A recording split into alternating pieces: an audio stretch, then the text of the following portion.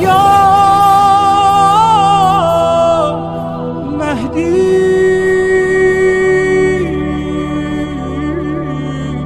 مددی.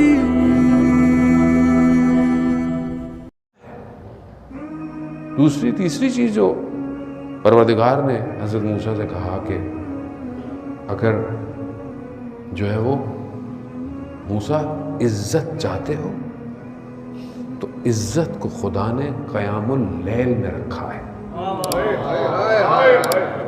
تم عزت چاہتے ہو نا کہ لوگ تمہاری عزت کریں تو خدا نے عزت کو تہجد کی نماز میں رکھا ہے اور لوگ اس کو سلاطینوں کے دروازوں میں ڈھونڈ رہے ہیں.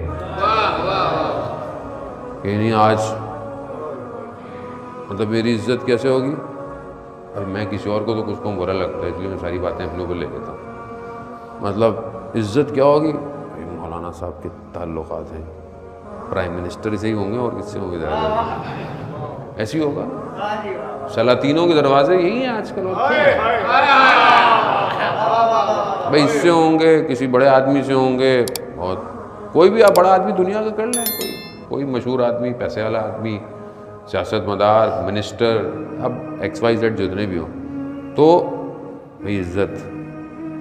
ادھر جاؤں گا تو یہ نہیں خدا نخواستہ کہ یہ ہر کوئی اگر خدا نخواستہ کو جاتا ہے نا، عموماً یہی ہے. روایت کہتی ہے کہ عزت لوگ سلاطینوں کے دروازوں میں ڈھونڈتے ہیں. بادشاہوں کے پاس جاؤں، اس سلطانوں کے پاس جاؤں تو شاید مجھے عزت ملے. خدا کیا کہہ رہا ہے؟ خدا کہہ رہا ہے کہ تہجد کی نماز میں کھڑے ہو، عزت میں تمہیں دوں گا.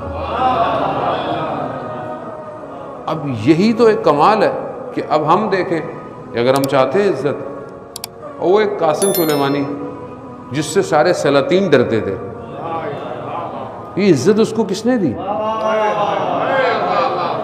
یہ قیام اللیل. امام خمینی رضوان اللہ تعالیٰ جیسی شخصیت کے آپ دیکھیں کہ لوگ کہتے تھے مطلب یہ امام فرانس میں جب تھے، فرانس کے قریب پیرس میں قریب جگہ تھی، وہاں پہ لوگ آئے اور میڈیا آ گیا تو جو 7 لوگ تھے انہوں نے کہا کہ امام کو کہ میڈیا آ گیا تو ابھی آپ کا پیغام تو پوری دنیا میں پھیل جائے گا، سب کو پتہ چل جائے گا آپ کا موقف کیا ہے. میڈیا بڑی چیز ہوتی ہے اس زمانے میں بھی. بہرحال میڈیا اس دن جمعے کا دن تھا. امام خمینی نے بولا بھائی جمعے کا دن ہے، آج تو ناخن کاٹنے ہیں، غسل کرنا ہے. تو کہا کہ امام خمینی ابھی اتنے لوگ یہ آئیں گے؟